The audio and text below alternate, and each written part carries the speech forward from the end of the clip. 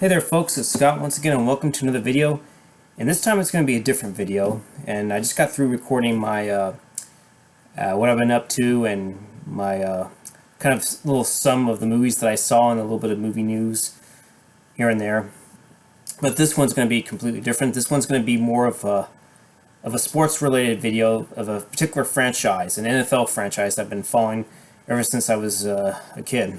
And that is the pretty much the Dallas Cowboys, and they're probably the most beloved and most hated sports franchise because comes with a reputation of being being the Cowboys, or even being a Cowboys fan these days seems to be like a full-time job.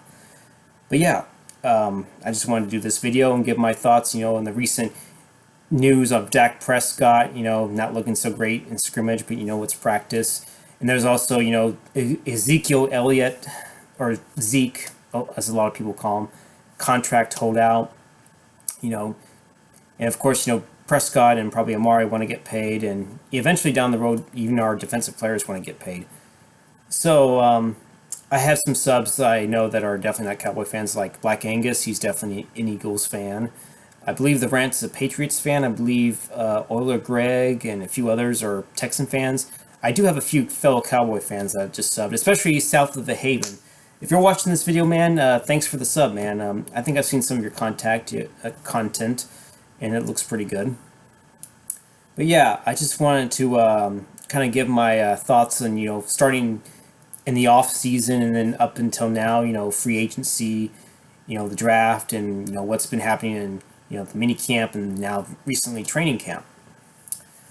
So I guess I'll go and kind of recap the last season and this off season and go from there. Basically, last season, we went 10-6. We were number one in the NFCs because the other ones didn't do so great.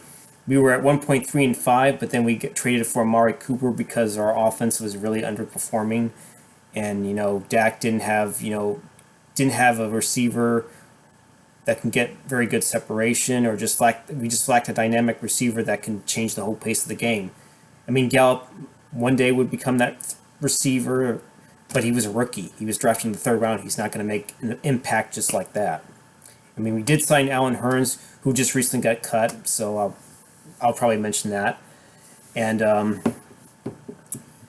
so yeah, we came off a 10-6 season. We won on the wild card against the Seahawks barely, 24-22. I actually talked about that.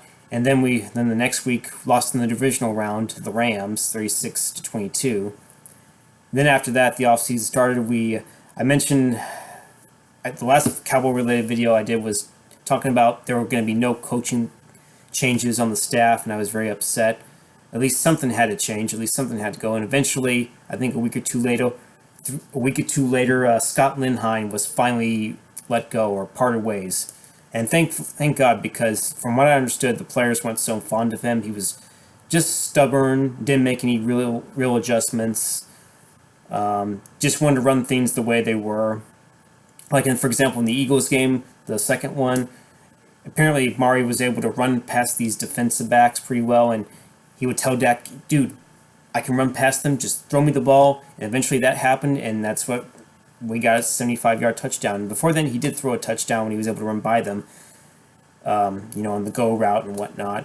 And then, of course, we ended up winning in overtime. And then apparently in the next game against the Colts, he was put on timeout. So I guess being called out by the players, really rubbed Linehan the wrong way. And as a result, that's what happened. We got shut out in that game. Overall, the offense really underperformed, but thankfully when we got Cooper, he added that dynamic. He made that offense that much better because that started help getting Cole Beasley freed up. Gallup started having his catches, even though there were a few that looks like Dak and Gallup could have connected on. But you know what? He's a rookie, and our O-line wasn't that perfect. It was going through a shuffle. Not only that, I forgot to mention our offensive line was going through a bit of a shuffle. We had a rookie starting at left guard. Then eventually, when that rookie was struggling, he had to. I think he was also dealing with an injury too at the time. So eventually, we signed Xavier Solofilo. He filled in okay. He was a decent run blocker, but not very good in pass protection. Then eventually, he got injured, and then I guess Connor Williams has already healed up, and started taking the left guard and started doing better. Early in the season, he was struggling because the defensive line would manhandle him pretty easy, and he was really undersized. But recently, he is bulked up and looks like a different player now.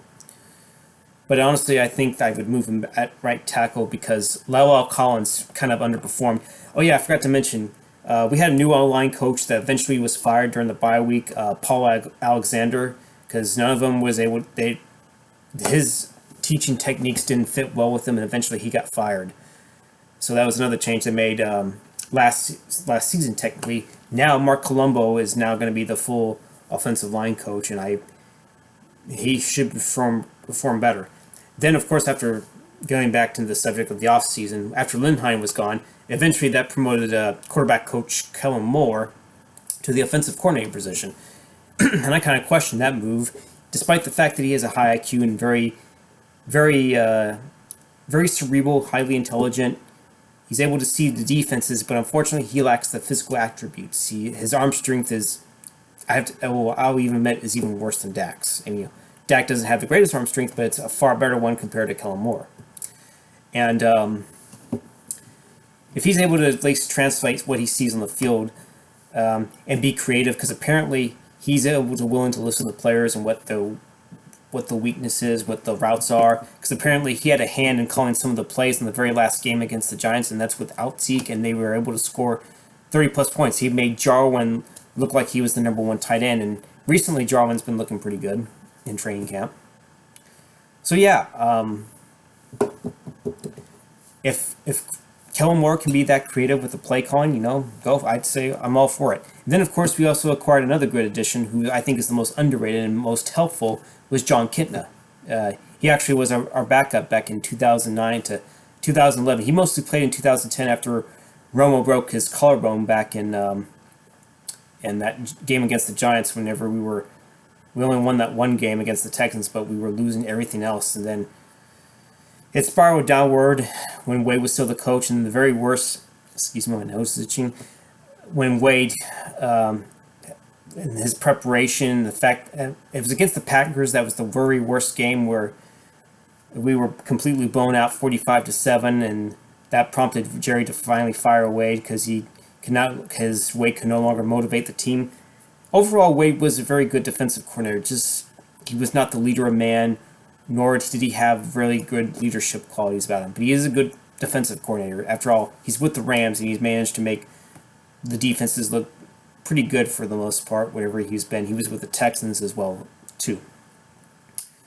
Yeah, back on the subject. Gosh, what was I saying? Yeah, gosh, I'm sorry, I'm trying to remember. Okay, Kellen Moore being hired as offensive coordinator. John Kitna, he played for most of the 2010 season, did very well. When Garrett was hired, he was much better. He was overall 4-3, which wasn't too bad. Played a little bit in 2011, then he had a season-ending injury and eventually retired after that. Then actually came back briefly in 2013 to be the backup to Kyle Orton in the very final game against the Eagles because Romo had to have back surgery. So Kenna's been teaching Dak some things, sit your feet and just throw the ball. Just have the confidence. Don't hold on to the ball. If you don't see anybody who's open, just throw it away. But if you do see somebody that's open, take your shots. Take whatever you can. Take whatever the defense is giving you pretty much. And that's why I believe that Kitna was really an underrated signing. I can't remember who else. We unfortunately still kept Rob Marinelli. I mean, I know he'll get guys to play hard pretty much, but I feel like some of his defensive alignments are a bit outdated, and I'll get to the free agency part, but I feel like he has too many jags. Like, he doesn't want to go for the impact players. I feel like we've been kind of lacking that. So hopefully when Richard fully takes over the defense, we'll be able to upgrade certain spots, which I think are still kind of a weak link. Now we'll get to the free agency. I know that Rod Smith was let go, and I can understand that. We really were didn't do much at first. DeMarcus Lawrence was franchise tag. He had a pretty decent season, but I feel like he could be better overall as an impact. But I feel like we could have done better on certain parts like the defensive tackle and having a better pass rushing pass rushing defensive end opposite him, because I think it was him and Tyrone Crawford, who is pretty solid, but he doesn't have that much pass rushing ability. He's good at stopping the run. Once in a while, he might show up in the pass rushing aspect, but he can do better. And we eventually started doing this. Like, I think first we signed. I'm trying to remember how this went, but I do know that we eventually signed DeMarcus Lawrence to a new contract, because we started making some movies. Like, we signed defensive tackle Christian Covington, who actually was from the Texans. And from what I've heard, he's a pretty underrated, defensive lineman. We're taking him where he played a 3-4 defensive end, and we're putting him back at defensive tackle, where he might be better suited playing probably the 1 technique or the 3 technique.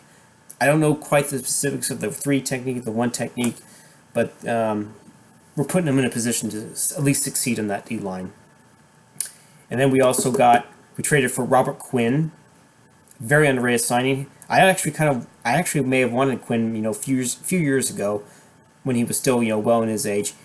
He's technically 29, but I believe he can still give us some really good pass rushing ability. He's pretty underrated. In fact, he had 19 sacks back with the Rams in 2014, I believe it was, or was it 2000? It was somewhere around there.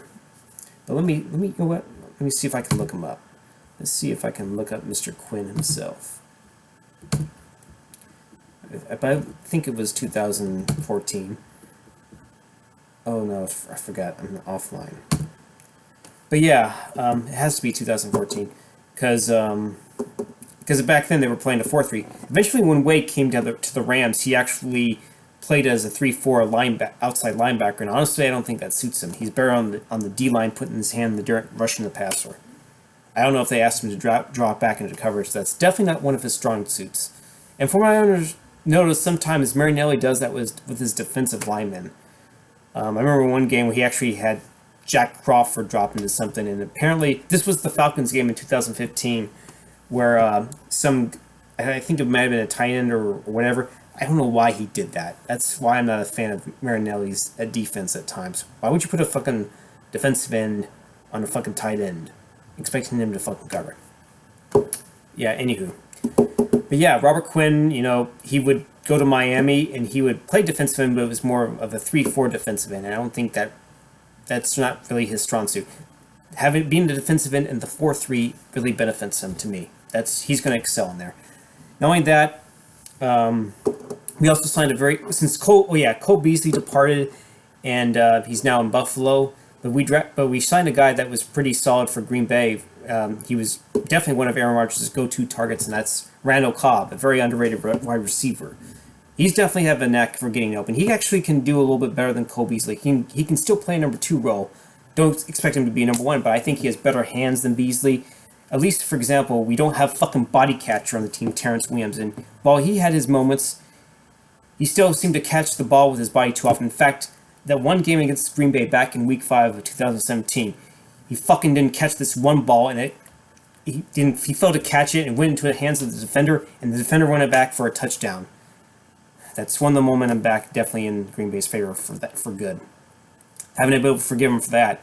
He had a good game against Kansas City, but then here's the problem with Williams. He disappears for a good period of time, and thankfully he's no longer on this team and still unsigned as far as I'm concerned. So we get Randall Cobb, who I think is overall a better receiver and has better hands and has the ability to get open a little better. Because last year we didn't have that. We had basically Jags at wide receiver, even though we had one that was potentially good, but he was a fucking rookie and he was going to struggle. This year I believe we have a better wide receiving core. And not only that, I believe we upgraded parts of the defense. Oh yeah, I forgot. Speaking of defense, we eventually signed George Iloka, who was a fairly okay player for Cincinnati. But recently he has been on the third team, so I guess, I don't know. Maybe him being on the third team doesn't help, but it doesn't seem like he's going to unseat Jeff Heath. But anywho, I think really those are the signings that we had. Christian Covington, Randall Cobb, re-signing DeMarcus Lawrence, some special team players like Justin March Lillard, and I believe Darian Thompson, who's actually a safety. And I don't know what he's like, but he was highly touted coming out of college. He was with the Giants, but then got cut because of injury issues.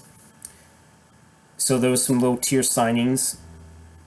But Christian Covington, like I said before, Randall Cobb, re-signed Lawrence, then getting trading for Robert Quinn. And we re-signed that fullback, Jamie Olawale. I know he had that one dropped touchdown, but from before we signed or traded for him technically, he has the potential to be used, almost like a tight end or H-back. And Lindheim barely used him at all. So yeah, I think this time, hopefully with Kellen Moore calling the shots, he'll be used a lot more efficiently. And I think we re-signed Tavon Austin, who had his moments, but the problem with him is injuries. Same with Randall Cobb. I can't remember if we traded for anyone else, or I know at one point we could have signed Earl Thomas, and I would like to have had him, but not at $55 million. I would have had him for total for maybe around $30 million, $11 million per year or something like that. I don't want to give it to a guy who is just coming off another injury that sidelined him for the rest of the season. So yeah. And we did talk to Eric Berry. I wouldn't mind signing him. He might be a little better than Iloka, but the question is his health as well. So then we get to the draft. We don't have our first round pick because we traded that for Cooper, who really brought the offense out of the depths of hell pretty much. And then we used that second round pick. I was hoping to be on the safety, or at least someone that could have the ability to cover or tackle, because Jeff Heath can be a fairly okay cover guy, but his tackling is atrocious at times. But we didn't use it on that. We used it on Tristan Hill, who I didn't know much about, but from what I hear, he's like compared to the next Warren Sapp. He has some pass rushing ability, has some run stuffing ability, and if Rod can coach those certain issues out of him, we may have found a good steal in the second round. And then in the third round, we drafted another center/guard, Connor McGovern. So we have another Connor on the team, like Connor Williams. But at least he could be a really good depth move, in case, Solofield doesn't work out, or if Travis Frederick, has another problem, has another injury-related issue. So yeah, glad we have him. And then we got, a running back in Tony Pollard, who is, from what I hear, is turning heads in camp because of his speed. He has the ability to play running back, wide receiver, or even maybe a kick returner. And then I think that might have been the only guy we drafted in the fourth round. I can't remember. We had two fourth round picks, but we only used one of them. We were going to use on one other guy, Isaiah Johnson, but I believe the Raiders took him ahead of us. So we traded out, and we got several other picks. We got Joe Jackson, defensive end, or I think we got the Jackson brothers, both from Miami, University of Miami. I think Michael Jackson was drafted first, and then Joe Jackson. Pretty solid, potentially good players that probably won't start right away, but eventually be good players down the road in the future. And then we got a safety in Donovan Wilson, who I hear is pretty solid, and if he stays at the strong safety position, he might be a good player. Just might need a bit of coaching and experience, and there you go. And then, of course, I think the final one we got was this Mike Weber, who was actually Zeke's teammate in Ohio. So yeah, he's a pretty talented running back, and from what I understood, despite the Zeke holdout, he's turning heads as well. He's looking pretty decent, and that's because we have we at least have a pretty efficient lineman, especially with Frederick back in there, and Connor having a year of experience. And Tyrone Smith, last year he didn't play all 16 games, because he was having back injuries. But when he's not, dealing with that, he's a pretty damn good left tackle. So yeah, I believe depending on the health of our line, our offense will go somewhere for sure. And then, of course, getting to training camp, we've heard mixed things, improvements. I think overall, training camp, mini camp, if we're creative and if we make the mistakes in practice, getting everybody in sync, despite the fact that we don't have Zeke, and I kind of wish, Zeke would not be quite as selfish. If you love being on this team, be there for Dak, help him out. He definitely needs you. I'm pretty sure Dak can win at least one or two games, but consistently, I don't think he can. We need you, Zeke. We also need you to tell your agent not to be greedy. We want you to at least take a good deal, like a $15.5 million or $16 million deal. Take that, Zeke. Take it and run with it, and get back on the field and start performing with your teammates. You're gonna be at least a huge boost to this offense, especially if Cooper is sidelined with that heel injury. Hopefully, it's not too serious. But I believe with no injuries and with some great creative play calling on this offense, I believe I believe our offense will do at least better than last season. We have much better route runners. I mean, we had route runners, but they could not get separation. But we have much better route runners who have the ability to separate and get open and create plays. Whether it's 20 or 20 plus or at least enough for a first down. I believe we have the talent. Oh, yeah, I forgot to mention. I can't believe this. Jason Witten came back. Jason Witten, or the tight end that, can be slow but has the ability to get open no matter what. Even if it's a very good defensive back covering him, he can still have that ability to get open and find the holes in the zone. And I can't believe I forgot to mention him. I can't believe I forgot to mention Jason Witten. So I apologize. Hopefully, if you watch this video long enough, I mentioned Jason Witten, and I can't believe it. I guess because I have a bit of a headache. But anyways, yes, he's back, and I believe he's actually looking a little better than he did in 2017 because probably he was a year out of football and probably looks a little leaner. So yeah. But I can't wait for Witten to see what he has, and the fact that Jarwin's a lot more polished. Schultz looked pretty decent. Unfortunately for Rico, I think he might be gone because it just seems to me like he doesn't care much about football. But yeah. So yeah, sorry if I forgot to mention Witten. He's definitely going to be a big boost to this team. He's going to be a perfect target in the red zone because that's where we struggle consistently. The red zone, the ability to get something going. We're going to touch down the red zone. But yeah, anyways, now the defense. I believe our defense will be at least better. Despite the fact that I still think that safety is kind of a weakness. And I do like Sean Lee, but as of right now, he's injured. He's a fucking China doll. He's just prone to getting injured. I honestly don't think that he's going to last. He's definitely not going to last all 16 games. He might play a few handfuls, but to be honest, if I were you, Lee, I would just retire and become like a linebacker coach because we can't depend on you for you to do what you do. And last year, you kind of looked like you kind of regressed. And Leighton Vander Esch, who was our number one pick last season, definitely showed something, and he definitely will be much improved, along with Jalen Smith. And Xavier Woods, from what I hear, is having a great camp. He's pretty much I think he's picked up every pass, and in fact, he's had a pick six. But anyways, Xavier Woods, if he's going to be that safety that we wanted, hell, I love it. And I haven't watched this video, but apparently Dax had mentioned this defense is going to frustrate quarterbacks. So if that's the case, I believe our defense is going to be great. It's going to be much better, at least top 5. If not top 5, top 10, but it's definitely going to be a much improved unit, despite the weaknesses I have, like at safety and I think linebacker. So overall, and going into the discussion about Prescott and the scrimmage, apparently, Dak's looking horrible, he's trash, trade him, start Cooper Rush. You saw what happened when Cooper Rush started, and Patrick Peterson baited him into that throw in that was it the third preseason game. Yeah, Peterson baited Cooper into Rush into that, so yeah. And that was with the first team offense, but from what I hear, he's doing better. If that's the case, then maybe we could keep him. But speaking of which, Dak, he's the most highly scrutinized, criticized quarterback, just like Romo was. And yeah, Prescott doesn't have quite the arm strength, but he has the leadership that you look for in a quarterback, and there's no doubting that. I believe, whatever mistakes he makes in practice, he'll be able to do better when it comes down to the game time, especially when he has a much better line blocking for him. We all saw what happened when the line wasn't as good. We saw how badly he can regress. But I believe with the help of John Kitna and the creativity of Kellen Moore, he will go as far as the coaching staff will allow him to go. And hopefully Garrett is willing to at least be adaptive to all the changes in the offense and the involvement of the passing game. That's why I believe where Dak could excel, as long as there's creativity and balance on the offense.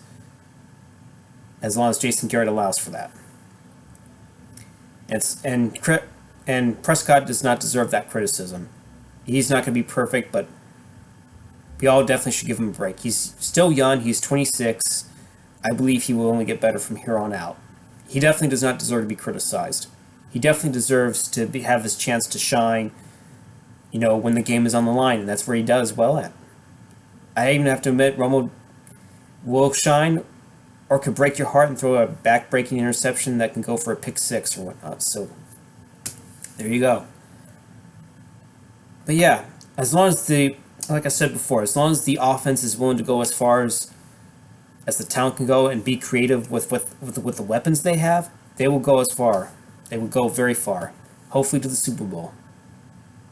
And now that the defense has better players in the defensive line front, and maybe with the addition of Chris Richard as our secondary coach, elevate him to a whole new game. And as Dallas Cowboy fan 1980 would say, swarming like bees. If that's the case, I look forward to the season. I definitely do.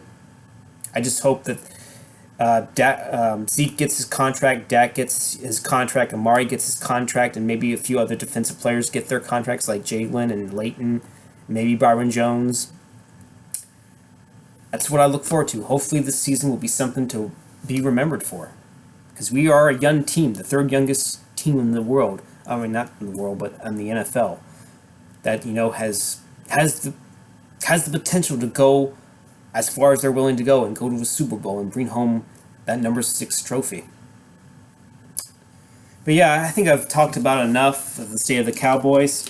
I figured I'd talk about this, give my thoughts. It's only practice, when things come together and mesh, there's no question that it's going to, that everything's going to fall into place and improve as long as improve as the season goes on, But yeah, okay, I'm going to end it here. I have to really take something. My headache's starting to bother me. But anyways, hopefully I will do another video, whether it's this or any move-related stuff, and hopefully you like what you see. If you like what you see, give my channel a like, a thumbs up, or a sub, and I'll do the best to bring you the content that you like as much as possible. So there you go. Alrighty. I will see you folks in another video eventually at some point. Later. Bye-bye.